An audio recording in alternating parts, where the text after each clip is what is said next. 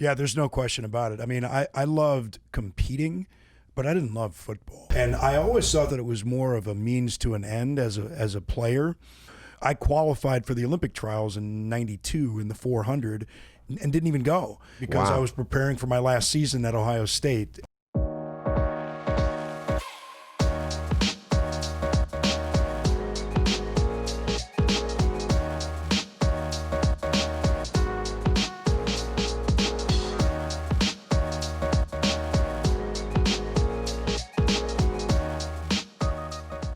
All right, this is Dave Meltzer, CEO of Sports One Marketing, here with Entrepreneur the Playbook, and I have a dear friend. It's kind of weird being in the sports industry. Robert Smith's here because there's certain guys that are just a little bit older than me, and just a little bit, but in football years, you could be a teenager and you could be a few years older, but you become a hero. Right, because I see you on TV playing for the Vikings, but for me it was worse because I'm a Buckeye fan, and so being the greatest Buckeye running back and Viking running back, and with Warren Moon, there's all these things. And I look at you and I'm like, he looks younger than me, and yet, like, as a kid in my mind, you were so much older because you were in my dream job at my dream school. So, welcome to the Playbook. Oh, thanks for having me. How much older? How old are you? I'm 50. Oh, well, you're older than I am. No way. Yes. Then you're still my hero. I thought you were a couple years older. I'm 46. Oh shit, it's amazing. But that's football years. Isn't it weird how I was probably playing in college, watching you at Ohio State, thinking you're older than me. Well, that makes me feel better because okay, well, that's you good. look so much younger. I was like, Warren's 60, he's turning 62. He'll probably kill me for saying it, whatever. But he hates me. But he's so much younger looking, and it drives me crazy. What's funny? I remember, and there are a few people, like when you play professional football and you grew up watching them, like your first time around them, like you're like every other fan. Like my very first meeting with the Vikings after getting drafted, the week after I got drafted, we had mini camp, and I was sitting in the meeting room with Roger Craig, and it was one of those like dumbstruck moments. Like, I can't believe I'm sitting next to Roger Craig, number one, and then I'm actually in the same backfield meetings. I couldn't believe it. But then when I first met Warren, I'll never forget, he was getting on the elevator and we were at a hotel in Bloomington, Minnesota, and he's got like like maybe his dinner or something in his hands, like in styrofoam, like in the styrofoam containers, and I'm like going to shake his hand, and he's like adjusting everything, like, come on, man, shake my hand. I know you got your food, but shake my hand. I'm a fan. So, it is weird, and even to the levels today that we get to the Hall of Fame, and there's certain guys in the Hall of Fame that are awed by the other guys in the Hall of Fame, and they're Hall of Famers. Yeah. You'd think by then they'd be humbled. And even as a sports agent moment for me, Joe Montana, Warren Moon, and Lee Steinberg, and we went to Clarkson's Super 7 in Hawaii, and I'm sitting there, and all of a sudden I realized that's Joe Montana. So I don't know why or how. I've been an agent and running the firm for a few years, so it's not like Steve Young and Troy Aikman and those guys weren't clients of ours, but Joe Montana. Yeah. And I turned to him and I go, "Hey, Mr. Montana," I go, "You're my hero," like a little kid. And Lee and Warren were like, "Dave," and Lee was smart. He goes, "Dave, I thought I was your hero." So I just quickly, I'm like, Jewish hero, black hero, white hero. And thank goodness Joe and I became friends. The other cool thing was Nikki and Nate were in the camp, and I think Joe was bored, so he asked me a question. "Dave, do you like better when a guy turns to the right and back, does the drop, or, like Dan Fouts, leans straight back? I like leaning straight back and using my momentum." And at that moment, I'm like, oh my gosh, Joe Montana just asked me football advice about being a quarterback, and I'm a Division III, DB. What's funny is I spoke with Joe and Nate on Monday. Oh, wow. And same thing with me. When I got on the phone with them, I was like, hey, man, I want to get the fanboy stuff out of the way. Like, I remember being at training camp against the Chiefs when I was a rookie, and Joe and Marcus were there. Right. And it was just like, wow. Like I'm in a training camp and on a professional team, and you are such a fan. Like, you see people and you're like, there's no way that's really them. It's kind of funny. Which is interesting because your career about football. Now, the place that we differ, I think, is that you actually, I think, put academics before football. Like your intellect was much more important to you as a kid than playing football. Where ironically for me, where it should have been my intellect, like my siblings, I slept with a Nerf ball. I named it Frankie. Like, oh, that's great. I literally dreamed about, even though you're younger, about doing what I wanted to play running back for Ohio State and then play in the NFL for so many years. Did you have the professional pajamas? Oh yeah. Who did you have? Oh, I believe it or not it was Brian Sipe. Oh, no way! Yeah, I was in Akron, Ohio. Wow, you're Euclid, right? Yeah. So Fairlawn kid, but the cardiac kids, the baby. cardiac kids. I dream though, like I love the fact that even when you went to Ohio State, it was a different time. Like you wanted to study and they wanted you to practice, and yet you stood up to them, and you got a lot of slack. Thank goodness not for social media, because it would have destroyed you at that time. Yeah, and you know, I think that it was distorted as well. It's not that I wasn't taking my academics seriously. I mean, I was taking a summer class with a lab, and it was interfering with practice.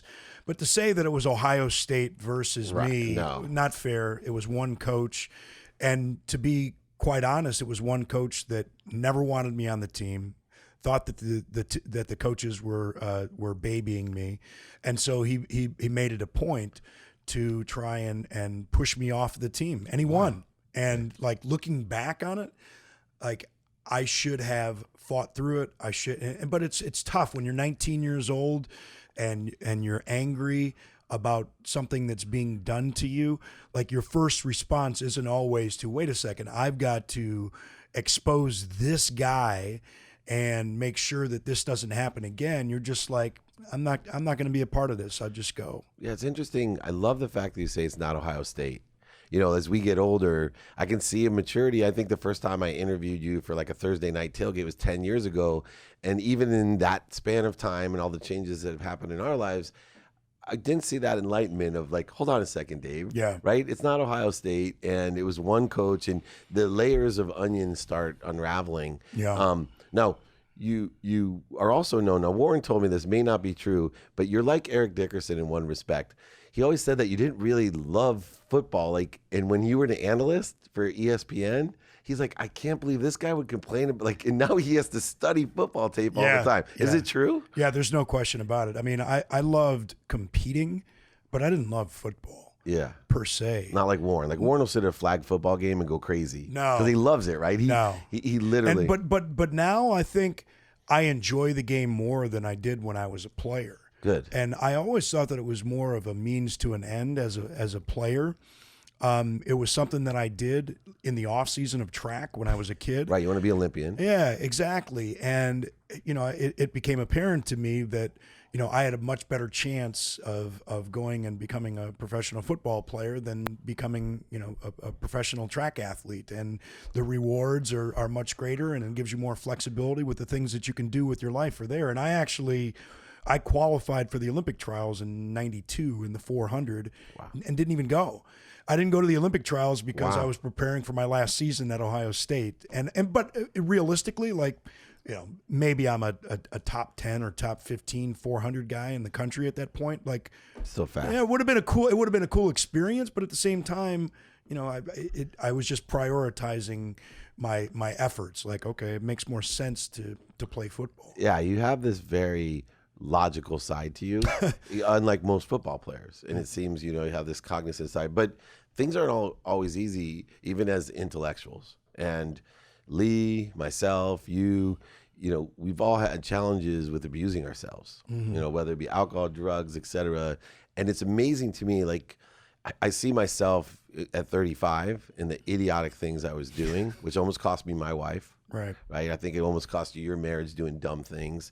You know, what do you think causes us to feel that empty with, you know, because at very young ages, both of you, people would look up to, and for different reasons, but in business, right, I was on top of the world and everyone was so jealous of me and thought I lived this Midas life, and you too.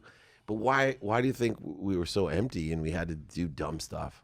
Well, I think the more you learn about substance abuse in general is that it's who you are. It's a much a part of you and what you are genetically as your athleticism or your race, anything like that. And I knew it. I knew it growing up. I was in complete denial about it. You know, my mother was an addict. My father was an addict, and you know, and like the worst way. Like my father was heroin, right? Well, heroin and cocaine, and shot up, killed some people, was in jail. I was going to visit him. Like, you know, the worst kind of example of what can happen if addiction gets out of control. And I saw it with my mother, and knew early on that I should avoid it, and I avoided it. Like my first quarter at Ohio State, not a drop. Yeah. And most of my high school years, not a drop. I think I only drank twice in high school, and not that they're supposed to be drinking in high school. Hear that out there? I got 3 teenage daughters. Don't drink. but then, you know, kind of once it's relieving any type of the stress that you feel. I mean, drugs. People use drugs because they work. And it's not always necessarily just filling a void. I think it's just that it feels really, really good. Yeah. And when the off switch is broken, and the addict takes over, the addict genetically takes over, it's the mental obsession combined with the allergy that you learn about when you fully believe and understand that you're an alcoholic or an addict, and that the only way to avoid the problems that drinking and using can bring is to not drink or use. Yeah, it's interesting because you've always taken a track more on the health and biology and genetic side, and whatever reason I was more on the physics, quantum physics, metaphysics, math side, which was energetic. And now that I'm getting older than you, I'm really combining both, and I see one of the things people don't understand. They can think, say, and do all the right things. They can even believe the right things, even have limiting beliefs. But where I'm really delving into people and watching people like you is there is a unconscious competency, and it's twofold. I've always thought it was just energetic, right? We put out a certain energy and we attract it, and that's why we keep attracting the same people, the same problems, and I thought it was all energy. But what I'm learning over the last few years, and I'm going to get into your company because it deals, I think, in this space, is that there is a genetic, there's a health side of it. There is an activation and a deactivation of your DNA, right? Your health, that if you look 4 generations past, there's personality traits, characteristics, addictions, and obsessions that have been carried on generation to generation. And it's almost our responsibility for our children, which was one of the catalysts for you to live your life in a different way, and certainly is for me. You look and say, wait a second, I'm going to stop this. And with your scientific background, you know, it seems more logical that you kind of figured that out. Where on the energetic side, it's not as quite as certain, right? People think you're woo-woo, or this laws of attraction, or, you know, whether I call it the law of Goya, get off your ass, but, you know, they're all confusing. But on a straight technology side, medicine side, it's really apparent to me at my age that there are those things. My dad was an addict. He was a gambler, never drank, never did drugs, but it's the same DNA, right? It's the same fulfillment. Why did he gamble so much? It made him excited and happy. He wanted the thrill. It worked. Right. Now, you got into the space. I think initially you and Eddie George started the app with a was it Fitness Health Network or Fan Health Network? Fan Health Network, and that was initially an app with you and Eddie and several other people. Well, when we initially launched in 2015, it was more of a B2C route. Yep. And Eddie wasn't a part of it then. Okay. There were some other captains. Chris Carter was on there, John Buchacross, Jim Jackson. Very Ohio State heavy, though. Which is why we love it. But Eddie's a part of it now. But I always say the key to business, and you know, you and I have talked about business over the years, and I may have given you this advice last time, is the key to business is stay in business. Yeah. Because a company evolves. Where has the Fan Health Network evolved to since 2015? Yeah, so when we initially launched in B2C, kind of got stalled on the launch pad, some funding issues, operator issues. The guy that was running the company had to go take another job because of the funding issues. And in the interim, I really had to kind of go back and rethink the business strategy, try and find new investors, and was just fortunate to have found the right people and to have found really the perfect individual to run the company. Because as you know, in business, especially in the startup world, vision without execution is nothing. And if there's not somebody that knows, okay, well, if you want to get to where your vision is leading you or where you want it to be, like if you don't do this in the first 6 months, then you'll never get to the end of the first year to get to the second year to get to the vision, you know? So I hired a guy that was the CFO over all of WebMD. He was the CFO president of LifeLock, had run other companies in the not very successful guy for a start. Exactly. I've met him. He's awesome. And Andy is an Ohio State guy too. Right. So he went to the business school there and the honors accounting program. So he's kind of got the academic scars from Ohio State. I got him on the organic chemistry side, and he got him in the honors accounting side. But he kind of came in and changed the financial model and the business plan. And it was, wait a second, you want to be B2B, and you want to leverage what is your most important asset, and that's your ability to have this unique network of captains. And so we went and we did this exclusive agreement with the NFLPA, where we're the only company that can use the current NFL players in the corporate wellness challenges. And to build something with scale, you need more than 6 players, because if you want to have Philadelphia versus Dallas, or Cleveland versus Pittsburgh, or Green Bay versus Minneapolis, and you want to have these challenges on between the fan bases for health and wellness, then you need to have a lot of players, and you need to be able to have a lot of content. And so we kind of rethought things and relaunched, and now we're on our way. Yeah, and doing a great job. And I'm looking forward to working with you guys and helping facilitate that as well. One of the interesting things I find about athletes is that people don't realize they have 2 big challenges about being entrepreneurs. And the first is you spend so much time training, and from college right into the pros. People don't realize you played 8 years. 8, yep. Yeah, 8 years plus 4 in college, right? 12 years of your life, and then in high school, we can count that even. You weren't focused in on making money other than what they're paying you. And what's interesting is in those 12 years, I was already a multimillionaire, right? I had lost millions, made millions. I had all these relationships, knowledge. Even though, I got to play Division III football, my football skills were like this compared to yours, but my business skills.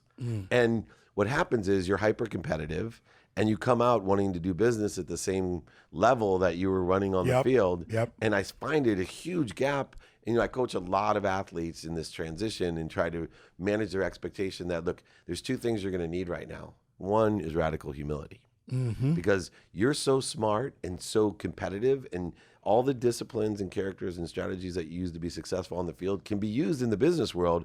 But to accelerate that, you need a mentor. Yep. And you got to be humble to come out and say, hey, man, I don't know about business, but Dave, can you show me how this accounting works, or where do I find a real COO, or how do I raise money? Yep. That's the number one problem. Who did you go to for that mentorship? Well, a number of people. And it's just amazing kind of how these relationships have developed, and kind of how I met some of the people that I met. It was on a flight. I was coming back from Lake Tahoe, and I was flying back to Houston. Normally, Houston, you can get a nonstop from just about anywhere, any time of day. But because of the time of day, I had to fly through San Francisco, fly from San Francisco to Houston after. And I'm sitting next to the guy that was the head of Goldman Sachs Global Software Investing. No accident. And he happened to live in St. Paul, where he still does, and had taken companies in the health and wellness space public. So he had also took LifeLock. No accidents, man. He also took LifeLock public, which is weird because Andy was the president and CFO of LifeLock, and they knew each before other. this. It's just unbelievable. I believe it a touch of favor, right? If you put out the right causes, those things happen. It's just amazing. But you were humble enough. Like, I was a fan, I'm sure, but you were humble enough to ask for help. And and you figured out. I love the fact that you're like, I hired this guy to do what I don't know how to do. Yeah. The second challenge that I see athletes have, and this is still prevalent today for you, you're going to go up to what I think is one of the finest capital groups here in Newport Beach. is that regardless, it's interesting. When I go in front of people to raise money or they come in front of me, they have no problems with it. They don't ask me why I'm raising money or what. But immediately when you're an athlete, the first thing is like, why don't you fund it yourself? Yeah, exactly. Right? It blows me away. How do you overcome the fact that, like, man, first of all, I don't make the money that these guys are making today. Second of all, I'm 46 years old. I haven't played in all these years. And like anyone else, I've spent money and gained money. But even if I had as much money as you're not investing in all your own companies either. Exactly. But why is it because you're an athlete they think you should just pay for everything? Yeah, I think it's just kind of the mentality that most people have, and I think it's just kind of an assumption that a lot of people make about what you're supposed to have and what you're supposed to do. I think it's kind of one of those. It's a type of prejudging, and everybody's situation. And how do you describe? How do you like tell them? I am invested. Yeah, exactly. And that's easy. Like we're like, okay, well, you want to see the and those are things like all these things that you learn, like. When people start asking for, okay, well, I want to see the cap table. Okay, well, why is that important? I'll tell you but they want to see everything. Like, and those are the things. You're absolutely right that, as an athlete, and as somebody that's so used to saying, okay, well, all right, here I am, send me out, I'm gonna win. Like, your mindset needs to change completely. One of the greatest pieces of advice that I had in this was this guy that was part of this fund in Columbus, and he said, nobody cares about your app. And I'm like, what do you mean? Like, that's the way you need to think about things. Nobody cares. So why should I care? Tell me why I should care. Why should I believe? I mean, there are opportunity costs. Like, why put money into your company when I can put money into this company? Yeah, sure, it's a great idea or might be a good idea, but why is it that you believe that your solution, and more importantly, your plan to go to market and to scale, why is it better than somebody else's? So you better figure out all of those pieces. And if you're telling people, okay, look, I'm worthy of getting your money, it's not only, do they want to give you their money, but should they give you their money instead of giving some other group that is more experienced, that has been doing this longer and has done it before? Why shouldn't they give it to them? Yeah, I tell everyone on my elevator pitch show, I said, look, just tell me three things. What is it that you do and want? Why is it right? Why should I do it? And how are you going to get it done? Yeah. Right. There's three simple questions. And if you could tell someone that and come to a conclusion that says, can you see any reason you won't want to, after telling you what, why, and how, can you see any reason why you won't want to move forward? And if you have convinced yourself in your own mind of and be able to state that really clearly that, hey man, can you see any reason you won't want to move forward? Now you're ready to raise money. Right. But if you can't answer that, that's fine. Okay, last question. You've lived in three worlds. You've lived in the football world. You live in the family world like everybody else. And now you're in the entrepreneurial world. Out of those three, which one do you want to have the greatest legacy from, and what would it be? To me, it's not even close that it's got to be family. Okay. And everybody, like, we carry so much of who we were when we were younger and what we experienced as we were younger. And, being in the household of addiction and domestic abuse, drug use and violence, like, in so many ways, like, I just remember, even with all of the chaos that my father would bring when he was around, I remember so vividly, like, sitting, and not even sitting, I was on my knees on a couch looking out of the window. I remember the hill, East 176th Street. I remember seeing the lights come down the hill at night, and I remember looking out of the window with my knees on that couch. And I went back there a couple of years ago. Of course, the couch wasn't there anymore. But I remember sitting there and watching the cars come down the hill, like, wait a second, no, that one's turning that way, that's not him. This one's turning this way, it could be him, and wanting him to be there. And everything that I've done since I've had children is to try and get as much time to be with them and to be the father that I wanted when I was a kid.